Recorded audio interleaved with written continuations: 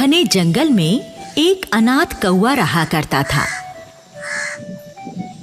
कौवे का नाम था कालू। कालू कौवा कभी नहाता नहीं था, इसीलिए वो बहुत गंदा रहता था और उसके शरीर से हर समय दुर्गंध फूटती रहती थी। यही कारण था कि कालू को दूसरे कौवे और दूसरे पक्षी अपने पास बैठाने से कतराते थे। कालू कौवे का अपना कोई घर भी नहीं था। वो इधर उधर डाल पर बैठकर ही अपने दिन गुजार लेता था। कालू कौवा रानी नाम की एक कव्वी को बहुत पसंद करता था। वो रानी के साथ शादी करके घर बसाने के सपने देख रहा था। हाय हाय, रानी कव्वी, अगर तू मुझसे शादी कर ले तो कसम से मजा आ जाए। हम दोनों की जोड़ी खूब जचेगी और हमारे बच्चे भी बहुत सुंदर पैदा होंगे। एक दिन की बात है, रानी कव्वी अपने घर के बाहर बैठी मेकअप कर रही थी और गुनगुना रही थी।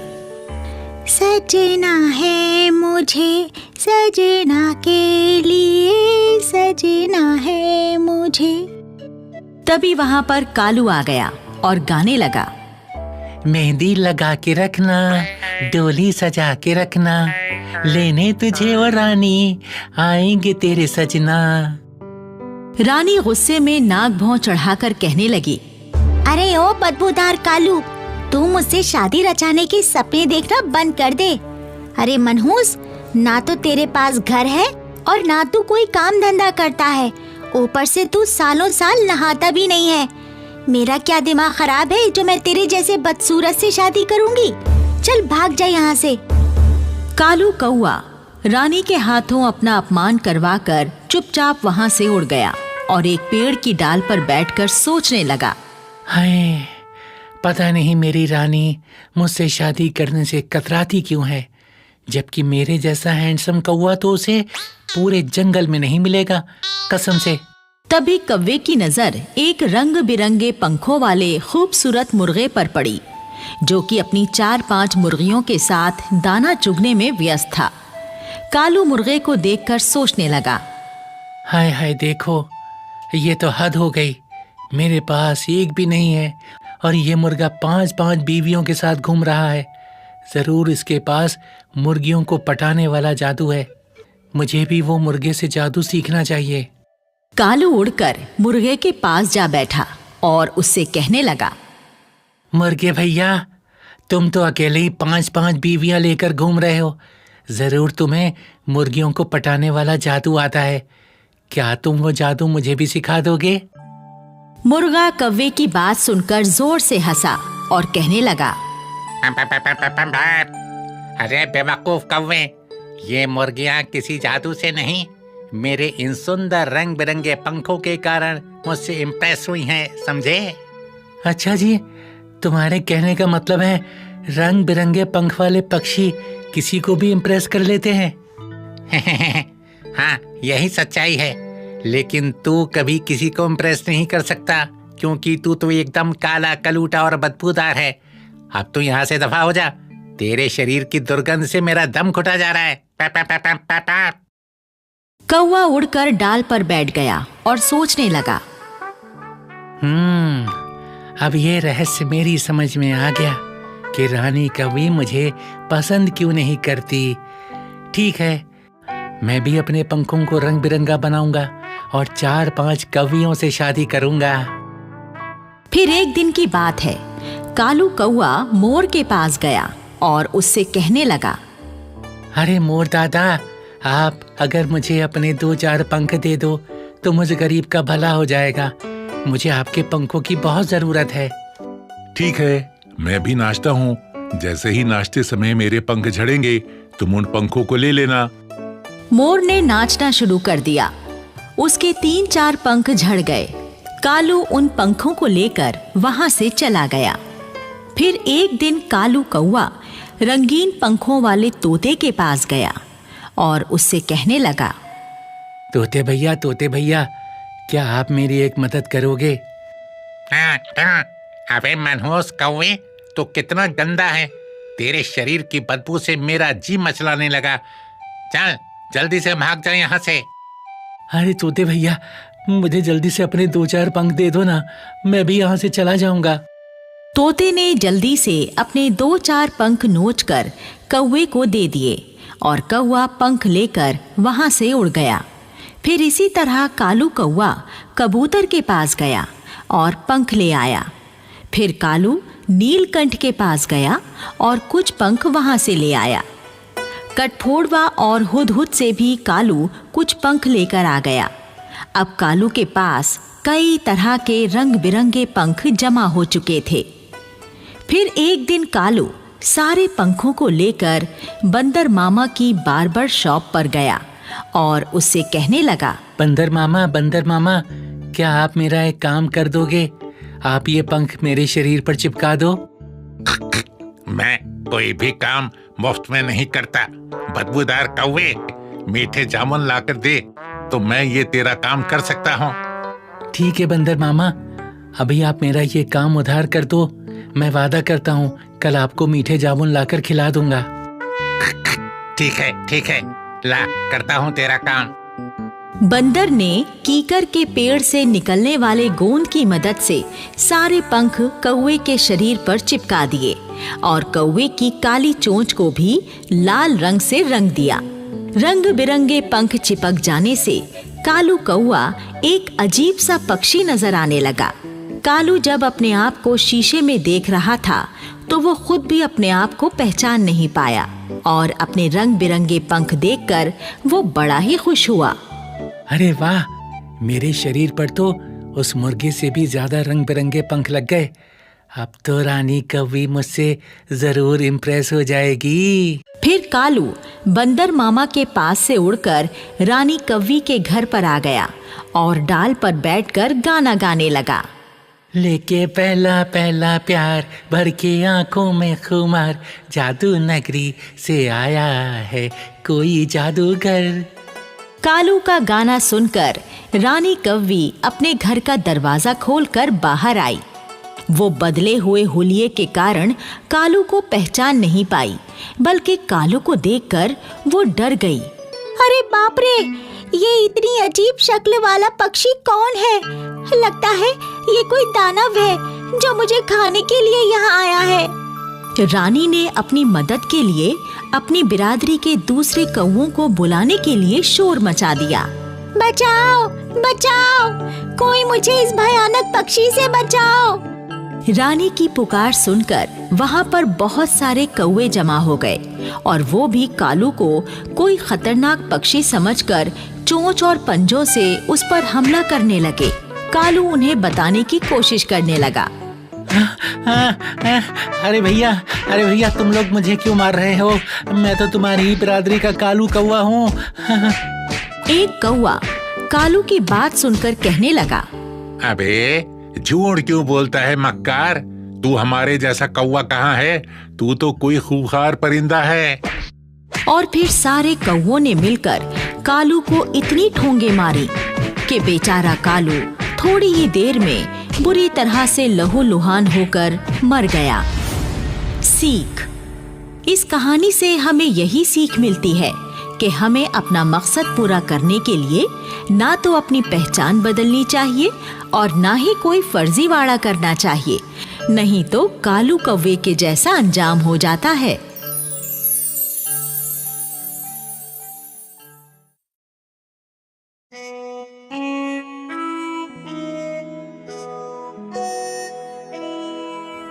एक जंगल में एक मादा गोरिल्ला रहा करती थी। उसका एक बच्चा था जो कि बहुत भोला और शांत स्वभाव का था। वो दूसरे गोरिल्ला बच्चों की तरह ज्यादा उछल कूद नहीं करता था, बस किसी पेड़ के नीचे या अपनी माँ के पास शांति से बैठा रहता था। एक बार की बात है, माँ गोरिल्ला अपने बच्चे से कहती है, कोंग बेटा, क्या तूने कभी पका हुआ कटहल खाया है? नहीं माँ, मैंने कभी पका हुआ कटहल नहीं खाया। वो कैसा होता है? तुम मेरे साथ झील के किनारे चलो, वहाँ पर कटहल के पेड़ लगे हुए हैं। आज मैं तुम्हें मीठे मीठे कटहल खिलाऊंगी। ठीक है माँ, चलो। और फिर दोनों माँ बेटे झील की ओर चल पड़ते हैं। झील पर पहुंचकर माँ गोरिल्ला कोंग को पेड़ पर लटके हुए कटहल दिखाती है और एक कटहल तोड़कर कोंग को खिलाती है। कोंग खुश होकर कहता है, वाह माँ, मजा आ गया। ये कटहल तो बहुत मीठा है।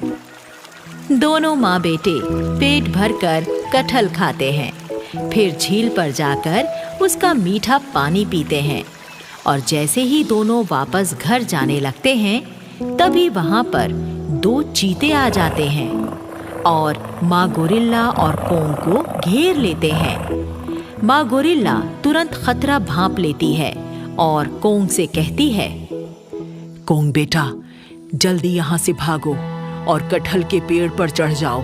मैं अभी आती हूँ। माँ के निर्देश पर कोंग भाग कर जाता है और कटहल के पेड़ पर जाकर बैठ जाता है। उधर माँ गोरिल्ला भी चीतों से बचकर निकलने की कोशिश करती है, लेकिन चीते उसको अपना शिकार बना लेते हैं और उसे अपने मुंह में दबाकर वहां से चले जाते हैं।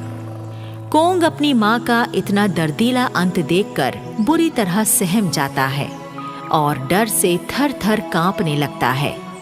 कोंग अब अनाथ हो चुका था। वो इस घने जंगल में बिल्कुल अकेला रह गया था। कोंग ने कटहल के पेड़ को ही अब अपना ठिकाना बना लिया था। उसको जब भूख लगती तो वो पेड़ों से फल तोड़कर खा लेता और झील का पानी पीकर फिर से कटहल के पेड़ पर जा बैठता। इसी तरह से कोंग की जिंदगी के दिन गुजर रहे थे। कोंग सीधा सादा तो पहले से ही था, लेकिन अब अकेला हो जाने के कारण वो बहुत ज्यादा दब्बू भी हो गया था। दूसरे गोरिल्ले और दूसरे जानवर सब कोंग का मजाक उड़ाते और सब उससे अपने काम करवाते। गधा कोंग से कहता, अरे ओ गोरिल्ले के बच्चे, चल इधर आ और मेरे सर में मालिश कर, नहीं तो दुलत्ती मारकर तेरा जबड़ा तोड़ दूंगा। और बेचारा कोंग गधे की धमकी से डरकर उसकी पीठ पर बैठ जाता और उसके सर की मालिश करता। ऐसे ही जब कोंग कहीं जाता तो पेड़ के नीचे आराम करता हुआ कोई भालू उससे कहता, अरे ओ कोंग, किधर जा रहा है? इधर आकर जरा मेरे पाँव तो दबा दे। भालू चाचा, मैं अपने खाने के लिए भोजन तलाश करने जा रहा हूँ। मैं वापस लौटकर आपके पाँव दबा दूंगा।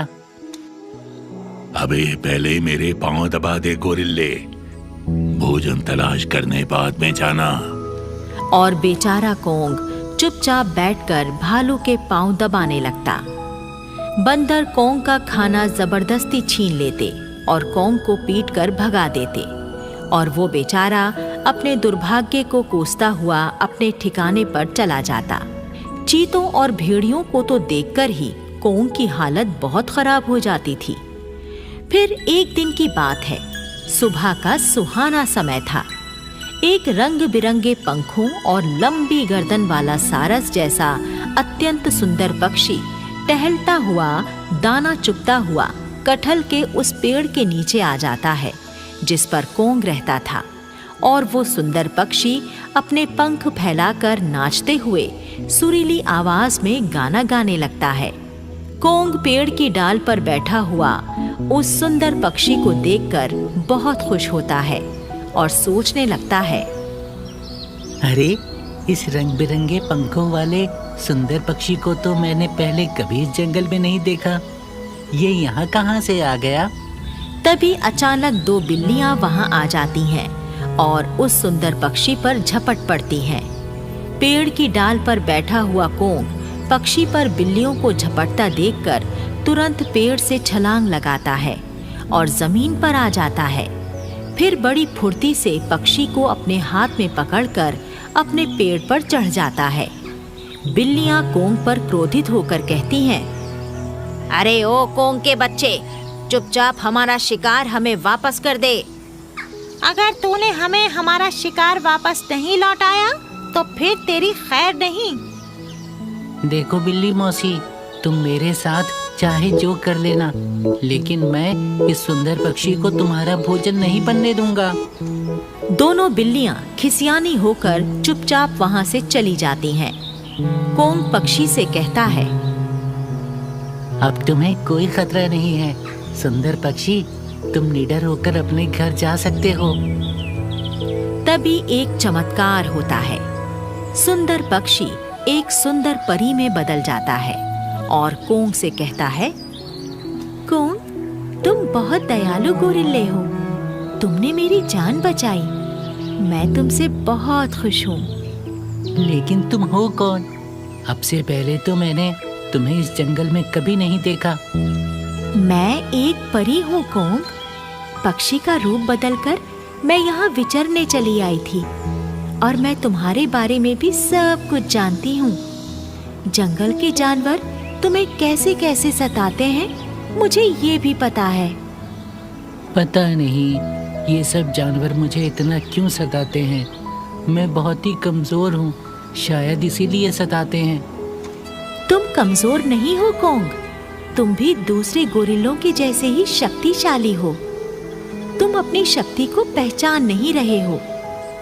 नहीं परी, मैं शक्तिशाली नहीं हूँ। अगर मेरे अंदर शक्ति होती तो मैं जंगल के सभी दुष्ट जानवरों को अच्छा सबक सिखाता।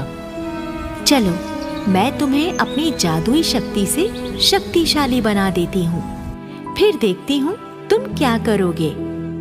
परी अपनी जादुई छड़ी से कोंग पर जादू चलाती है और देखते ही देखते 2.5 फुट लंबा कोंग 25 फुट लंबे किंग कोंग में बदल जाता है। जंगल के ऊंचे पेड़ों से भी ऊंचा कोंग का कद हो जाता है और फिर परी कोंग से कहती है, मैंने अपने जादू से तुम्हें शक्तिशाली किंग कोंग बना दिया है। अब तुम्हें कोई भी जानवर परेशान करने की हिम्मत नहीं कर पाएगा। कोंग किंग कोंग बनकर बहुत खुश हुआ और जंगल में टहलने के लिए निकल पड़ा। किंग कोंग जिधर से भी गुजरता उसको देखकर जंगल के छोटे बड़े सभी जानवर डर के मारे भाग जाते और कहीं छुप जाते।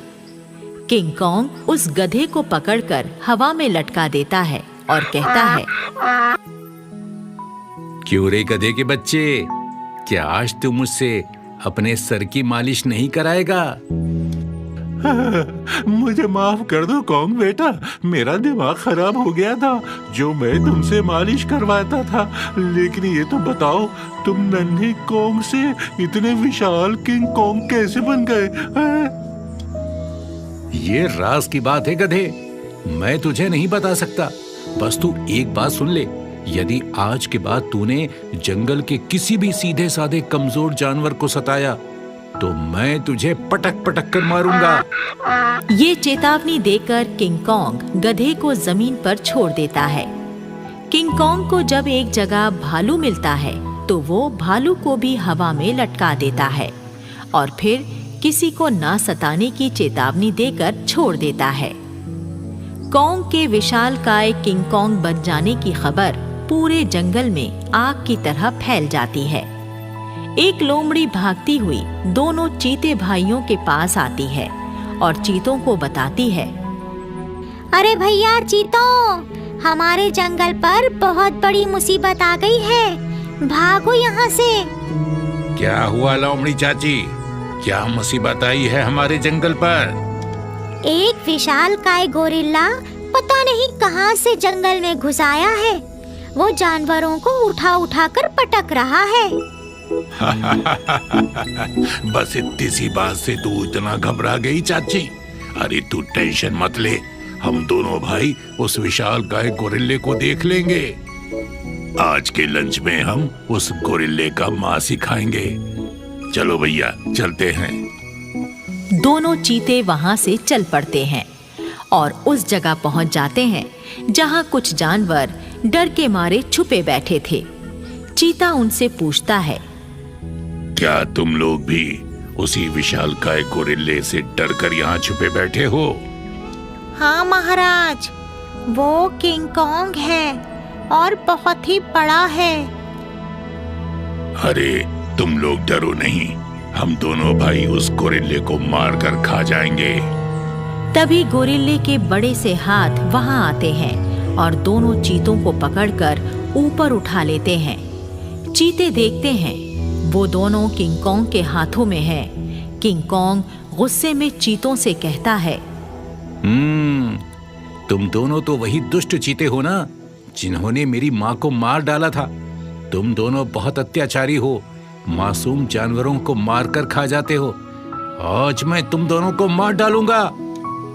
और फिर किंग कॉन्ग दोनों चीतों को एक चट्टान पर जोर से पटक देता है। चीते तुरंत ही मर जाते हैं। किंग कॉन्ग कहता है, मेरे जंगल के भाइयों, आज मैंने इन चीतों को मारकर अपनी माँ की मौत का बदला ले लिया है। प्यारे जंगल वासियों, तुम लोगों को मुझसे डरने की जरूरत नहीं है। मैं बिना कारण किसी से कुछ नहीं कहूंगा। तुम लोग भी किसी मासूम जानवर को मत सताना। अगर तुमने मेरा कहा नहीं माना तो फिर मैं तुम्हें भी सजा दूंगा।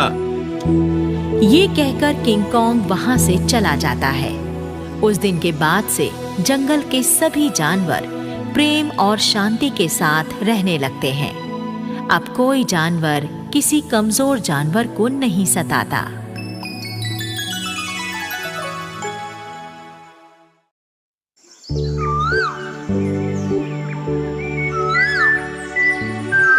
सुंदर वन सच में बहुत सुंदर था। सभी तरह के पेड़ पौधे, फूल पत्तियां और साफ पानी के झिलमिलाते तालाब और सुंदर वन में खिलखिलाते सभी पशु पक्षी। सुंदर वन में एक पेड़ पर गंगाराम तोता, उसकी पत्नी गंगी और छोटा बेटा मिट्ठू उसके साथ रहता था। गंगाराम और गंगी उड़ते हुए दूर दूर जाते और वापसी में खाने की ढेर सारी चीजें मिट्ठू के लिए लेकर आते। पर मिट्ठू लाडला था, खाना खाने में आनाकानी करता। मुझे भूख नहीं है, आप साइड में रख दो। मुझे जब भूख लगेगी मैं खा लूंगा। गंगाराम और गंगी उसे प्यार से समझाते। देखो मिट्ठू, हम इसे प्यार से लाए हैं, कुछ खा लो। खाओगे नहीं तो बड़े कैसे होगे? गंगी बड़े लाड़ से ही कहती।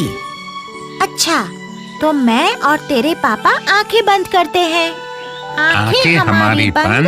बताओ कौन खा गया? कौन खा गया? ये कहकर गंगी और गंगाराम आंखें बंद कर लेते हैं। मिट्ठू को इस खेल में मजा आता और जल्दी से वो खाना शुरू कर देता। थोड़ी देर बाद जब गंगाराम और गंगी आंखें खोलते तो देखते कि मिट्ठू खाना खा चुका है और वो उसे लाड़ से पूछते, अरे, यहाँ हमारे मिट्टू के लिए खाना था, कौन खा गया? हाँ हाँ, बताओ तो, हमने थोड़ी देर के लिए आंखें क्या बंद की, हमारे मिट्ठू का खाना कोई खा गया। नहीं माँ, मैंने भी आंखें बंद कर ली थी। पता नहीं कौन खा गया, जरूर गुन्नू खा गया होगा। मिट्ठू की भोली और प्यारी बातें सुनकर गंगाराम और गंगी हंसने लगते। वो मिट्ठू को गले लगा लेते और सब मिलकर गाने लगते।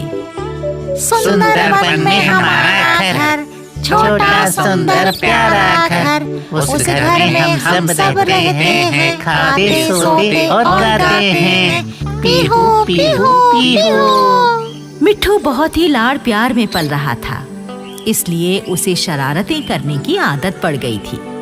उसकी शरारतों से जंगल के पशु पक्षियों को परेशानी भी होती थी। मिट्ठू कभी किसी को चोंच मारकर उड़ जाता तो किसी का खाना मुंह में लेकर दूर जाकर गिरा देता। मिट्ठू की माँ के पास शिकायतें आती। ऐसे ही एक दिन एक भैंसा शिकायत लेकर आया। तुम्हारे मिट्ठू ने आज मुझे ठीक से चारा नहीं खाने दिया। जब भी मैं चारा खाने के लिए मुंह खोलती, ये आता और पंच मार कर उड़ जाता। इसे समझाओ ना। और उसके बाद बंदर ने भी शिकायत की।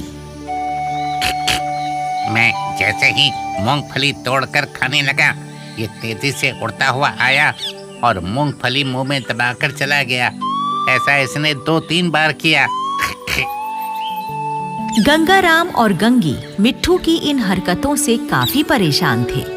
वो मिट्ठू को समझाते तो वो एक कान से सुनता और दूसरे से निकाल देता। कभी वो मिट्ठू को जोर से डांटते तो वो मुंह फुलाकर दूसरे पेड़ पर जा बैठता। उसी पेड़ पर लंगूर दादा भी रहा करते थे। मिट्ठू को देखते ही वो समझ जाते कि आज इसे फिर से डांट पड़ी है और ये रूठ कर यहाँ आ बैठा है। लंगूर दादा उसे समझाते। देखो मिट्ठू बेटा, तुम्हारे माता पिता तुम्हें जो समझाते हैं वो तुम्हारी भलाई के लिए है। तुम्हें शरारतें कम करनी चाहिए और ऐसी शरारतें तो कभी नहीं करनी चाहिए जिससे किसी को कष्ट पहुंचे। लंगूर दादा, पर मैं तो अभी बहुत छोटा हूँ। बड़ा हो जाऊंगा तो शरारतें नहीं करूँगा। आप जब छोटे थे तो कम शरारतें नहीं करते होंगे। इस पर लंगूर दादा हंस देते और प्यार से समझाते। अरे मिट्ठू बेटा, बेवजह जिद करना और दूसरों को तकलीफ पहुंचाने वाली शरारतें करना ठीक नहीं होता। एक दिन गंगाराम और गंगी उड़ते हुए कहीं दूर निकल गए। वहां उन्होंने बहुत से अखरोट और मूंगफली के दाने गिरे हुए देखे। उन्होंने आपस में सलाह की। क्यों गंगे, क्या कहते हो? क्यों ना हम इन्हें ले जाकर अपनी खो में रख लें? बुरे वक्त में काम आएंगे और अगर किसी पड़ोसी को जरूरत पड़ी तो उसे भी दे देंगे। हाँ, आप सही कहते हैं। इंसान को अपने बुरे वक्त के लिए हमेशा बचत करके रखनी चाहिए। फिर वो दोनों उन अखरोट और मूंगफली के दानों को ले जाकर अपनी खो में रख लेते हैं।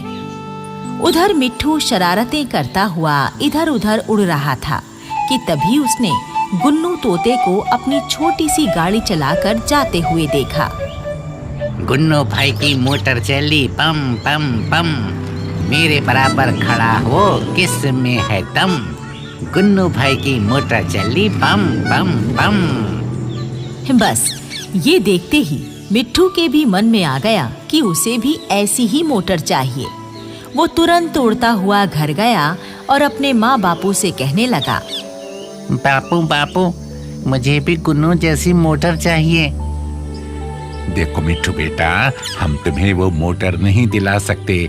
हमारे पास उतना सामान नहीं है कि जिसे देकर बदले में तुम्हें मोटर दिलवा दें। हाँ बेटा, और फिर अगर तुम्हें मोटर की सवारी करनी ही है तो गुन्नू से दोस्ती कर लो।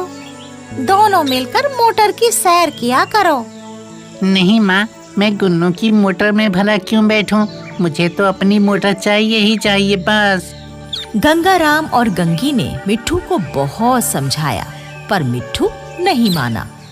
मिट्ठू को पता था कि उसके माँ और बापू ने खो में ढेर सारा सामान इकट्ठा किया हुआ है।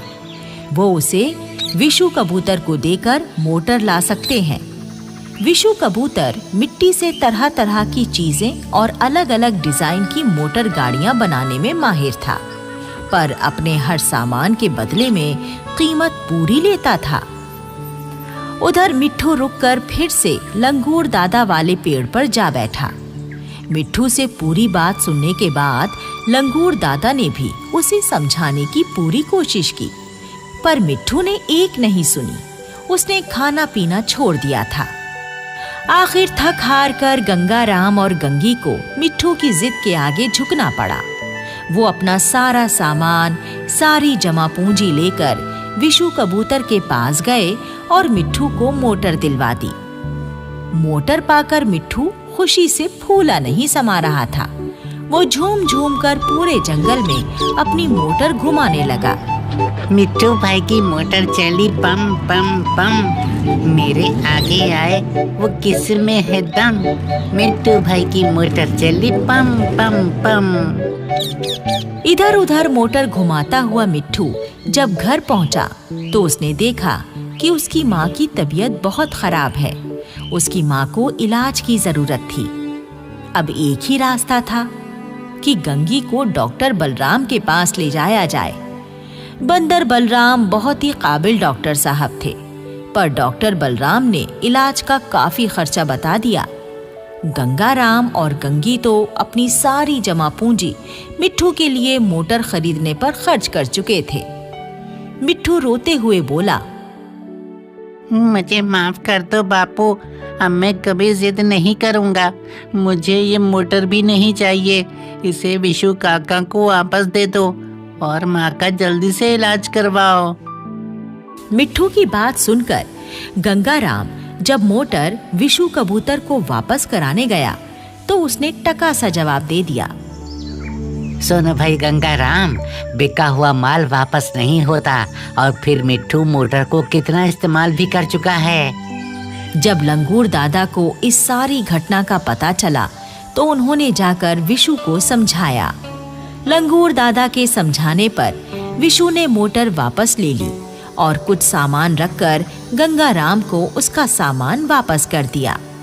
गंगी का इलाज हो गया और वो खुशी खुशी अपने घर लौट आई। गंगी को वापस घर में पाकर मिट्ठू उससे लिपट गया और रो रो कर माफी मांगने लगा। मुझे माफ कर दो माँ, अब मैं कभी जिद नहीं करूँगा, उल्टी सीधी शरारतें भी नहीं करूँगा। बस बस बेटा, चुप हो जाओ। तुम समझ गए, यही हमारे लिए बहुत है। गंगा और गंगी ने मिट्ठू को माफ कर दिया।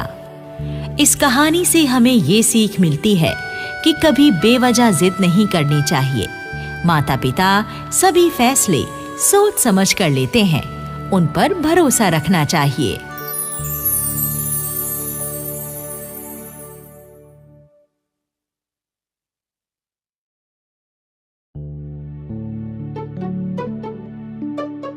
एक था बंटू बंदर। वो कोई काम नहीं करता था, पूरे जंगल में इधर उधर घूमता रहता था। लोगों को बेवकूफ बनाकर अपना पेट भरता था। लोगों की चुगली करके आपस में लड़वाना उसका शौक था। वो बस चुगली करता, दूसरों को लड़वाता और अपने खाने का इंतजाम करता। उसके बाद कभी किसी पेड़ पर तो कभी किसी नदी किनारे लेटा रहता। उस दिन भी बंटू नदी किनारे लेटा हुआ था कि तभी वहाँ पर 2 बकरियां आईं। बंदर भैया, हम दूसरे जंगल से आ रही हैं। हाँ, इस जंगल में हमारी बुआ रहती है। हमें उनके घर का रास्ता नहीं मिल रहा। घर से निकलने से पहले हमारी माँ ने बताया था कि वो हाथी दादा के घर के पीछे रहती है। नदी किनारे चलते जाना, बुआ का घर मिल जाएगा।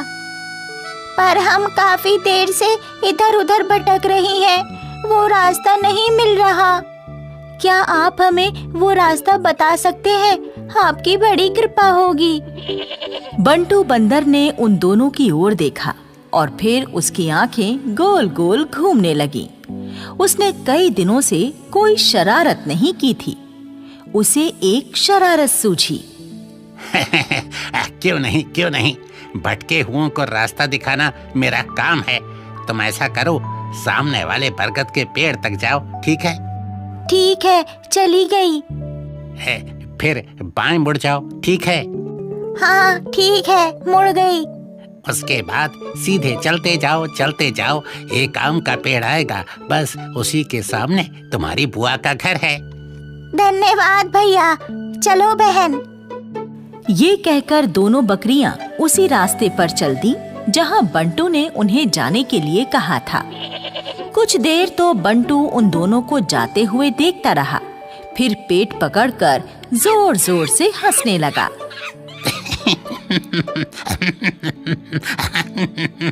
वाह, कैसा बेवकूफ बनाया, कैसा मजा आया। बंटू हंस हंस कर लोटपोट हुए जा रहा था। तभी जोर जोर से हंसते हुए उसकी नजर आसमान में उड़ते हुए एक बड़े गुब्बारे पर पड़ी, जिसके नीचे टोकरी लगी हुई थी, पर उस टोकरी में कोई बैठा नहीं था।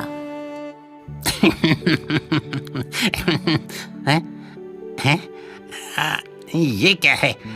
एक बड़ा उड़ता गुब्बारा, नीचे टोकरी भी लगी है जिसमें बैठा जा सकता है। अरे वाह, इसमें बैठकर तो मैं पूरे जंगल में उड़ सकता हूँ। हाँ। बंटू तेजी से गुब्बारे की तरफ भागा और टोकरी से नीचे लटकती रस्सी को पकड़ लिया। अब इस रस्सी के सहारे में चढ़कर टोकरी तक पहुंच जाऊंगा। बंटू ने रस्सी पकड़ी और कुशलता से चढ़ते हुए टोकरी तक पहुंचा और छलांग मारकर टोकरी में बैठ गया। ये बड़ा गुब्बारा पास के शहर में होने वाली गुब्बारा प्रतियोगिता से भटककर जंगल में आ गया था। टोकरी में बैठते ही बंटू खुशी से नाचने लगा। अरे वाह, क्या चीज हाथ लगी है। इसमें बैठकर तो मैं पूरे जंगल में उड़ूंगा और देखूंगा कि कौन क्या कर रहा है। सारी जानकारी इकट्ठी कर अपने हिसाब से इस्तेमाल करूंगा। अब तो चुगली करने और दूसरों को लड़वाने में और भी मजा आएगा। और जब दो दोस्त आपस में लड़ते हैं तो तीसरे का फायदा होता है, और वो तीसरा मैं ही तो हूँ। आया मजा बंटू यारा, गुब्बारे को आम के बाग की ओर बढ़ाता हूँ। ये कहकर बंटू ने टोकरी को हल्का सा धक्का मारा और आम के बाग की ओर चल पड़ा। ये आम का बाग डब्बू भालू और चिंपू भालू का था। दोनों दोस्तों ने मिलकर ये बाग लगाया था। वाह, डब्बू और चिंपू ने मिलकर क्या बाग लगाया है। इतने बढ़िया और रसीले आम हैं। ये कौन है बाग में? ओह, डब्बू है। ये आम तोड़ रहा है या खा रहा है? ओहो, तोड़ भी रहा है और खा भी रहा है। और चिंपू वो यहाँ नहीं है, तो बस अपना काम बन गया। बंटू बंदर की आंखें गोल गोल घूमने लगी। उसे चुगली लगाने के लिए मसाला जो मिल गया था। उसने अपने गुब्बारे को वहां उतारा जहां चिंपू था। टोकरी से लगी रस्सी पकड़कर बंटू नीचे उतरा। रस्सी को एक पेड़ से बांधा और चिंपू के पास पहुंचा। क्यों भाई चिंपू, क्या हो रहा है? अरे क्या होना है बंटू भाई, बस सीधा साधा काम है अपना। अपने बाग से आम तोड़ना, राजा जी के दरबार में पहुंचाना, और क्या। और जो मिल जाए उसमें गुजारा चलाना। सीधे सरल हैं भैया हम तो। हाँ चिंपू भाई, सही कहते हो। अपना भी ऐसे ही है, पर सीधे सरल होने का नुकसान भी है। कोई भी बेवकूफ बना लेता है। हाँ, ऐसे कैसे? पूरे जंगल में कोई मुझे बेवकूफ नहीं बना सकता। हाँ, कोई गैर तो नहीं, पर अपना कोई तो बना ही सकता है ना। हाँ बंटू भाई, क्या कहना चाहते हो? साफ साफ कहो ना। अरे तुम्हारा साथी डब्बू अभी मैंने ऊपर से देखा, आम तोड़े भी जा रहा था और साथ में खाए भी जा रहा था। अब जो आम उसने खा लिए, उसके बदले में तो तुम्हें दरबार से कुछ नहीं मिलने वाला है। नहीं, ऐसा नहीं हो सकता। डब्बू मेरा पुराना साथी है और हमारा आपस में समझौता है कि सारे आम राजा जी के यहाँ ही जाएंगे, हम कुछ नहीं खाएंगे। अरे तभी तो मैं कहता हूँ कि हमारे जैसे सीधे सरल को कोई भी बेवकूफ बना सकता है। नहीं नहीं, मैं नहीं मानता। मैं खुद डब्बू से पूछूंगा। हाँ हाँ, तो चलो। चिंपू गुस्से में आम के बाग की तरफ चला, साथ ही बंटू भी। बंटू के चेहरे पर तो जीत की मुस्कान भी थी। बाग में पहुंचकर चिंपू ने देखा कि डब्बू आम तोड़ रहा है। हाय, देखो बंटू, डब्बू तो आम तोड़कर टोकरी में रखे जा रहा है। अरे चिंपू भाई, इसने आम खाया भी है, मैं झूठ नहीं बोल रहा, तुम खुद पूछ लो। चिंपू बंटू की बातों में आ गया और डब्बू के पास जाकर बोला, डब्बू भाई, आम तोड़ रहे हो या खा रहे हो? तोड़ रहा हूँ चिंपू दोस्त। पर बंटू ने ऊपर से देखा है, तुम आम खा रहे थे। हमारे बीच तय हुआ था ना कि आम हम में से कोई नहीं खाएगा। अच्छा वो, अरे मुझे काम करते हुए भूख लगी तो एक खा लिया, पर ऐसा पहले कभी नहीं हुआ। हाँ, आज पकड़े गए हो, पहले कभी नहीं पकड़े गए। क्या पता पहले कितनी बार खाया है। ये सुनकर डब्बू को गुस्सा आ गया। वो चीख कर बोला, हाँ खाए हैं, क्या कर देगा तू? अच्छा ऐसा, अभी बताता हूँ तुझे। ये कहकर चिंपू डब्बू से गुत्थम गुत्था हो गया। दोनों में जबरदस्त लड़ाई हुई। दोनों निढाल होकर गिर पड़े। बंटू ने देखा यही अच्छा मौका है। वो चिंपू के पास गया और बोला, चिंपू भैया, मैंने तुम्हें बाग में होने वाली चोरी के बारे में बताया। मेरा इनाम तो बनता है ना, 2 आम ले लूं? ये कहकर बंटू ने 2 आम लिए और आंखें नचा नचा कर खाने लगा। आम खाने के बाद बंटू ने फिर से अपना गुब्बारा खोला, उसकी टोकरी में बैठा और उड़ चला। अब तो ये बंटू की रोज की बात हो गई थी। वो गुब्बारे में बैठकर जंगल के ऊपर उड़ता, कोई भी घटना देखता तो खूब स्टाइल से चुगली खाता। उसकी इस चुगली खाने की आदत के कारण जंगल में सभी में आपस में खूब झगड़े होने लगे। जंगल की शांति भंग हो गई। सारे जानवर परेशान हो गए। सब इकट्ठे होकर राजा जी के पास पहुंचे।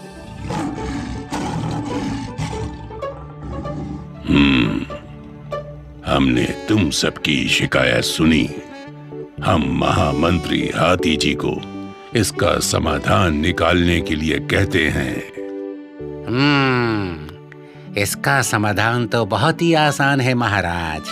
चील बहन, अगली बार जब तुम बंटू को गुब्बारे में उड़ते देखो तो उसमें अपनी चोंच मार देना। गुब्बारे से गैस निकल जाएगी और वो फिर न ऊपर उड़ सकेगा और न ही चुगलियां खा सकेगा। जैसे आज्ञा हाथी दादा। तभी गिलहरी ने ऊपर आसमान की तरफ इशारा किया। वो जा रहा बंटू का गुब्बारा। ये देखते ही चील उड़ी और आसमान में ऊपर पहुंचकर बंटू के गुब्बारे में चोंच मार दी। चोंच लगते ही गुब्बारा और उसमें लगी टोकरी में बैठा बंटू तेजी से नीचे आने लगे और पास की झील में गिर गए। ये देखकर सभी जानवरों ने तालियां बजाईं। पर बंटू झील में गिरते ही चीखने चिल्लाने लगा। अरे बचाओ, मुझे बचाओ, मुझे तैरना नहीं आता, मुझे बचाओ, मुझे बचाओ। नहीं नहीं, इसे मत बचाओ, ये फिर से चुगली खाकर हम में झगड़े करवाएगा। नहीं, हमें इसे सुधरने का एक मौका देना चाहिए और फिर जितनी गलती इसकी है उतनी बाकी सबकी भी है।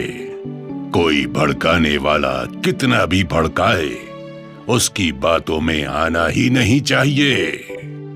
महाराज की जय हो, महाराज की जय हो। मैं अब कभी चुगली नहीं खाऊंगा, मेहनत करके अपना काम चलाऊंगा, शपथ लेता हूँ महाराज। मगरमच्छ, अपनी पीठ पर बैठाकर इसे बाहर निकाल दो। राजा का आदेश पाकर झील के मगरमच्छ ने बंटू बंदर को अपनी पीठ पर बैठाया और किनारे पर उतार दिया। हमें उम्मीद है कि अब तुम इस जंगल के अच्छे नागरिक बनकर रहोगे।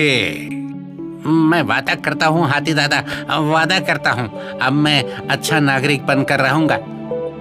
ये सुनकर सभी जानवरों ने तालियां बजाईं और बंटू को गले लगाने लगे।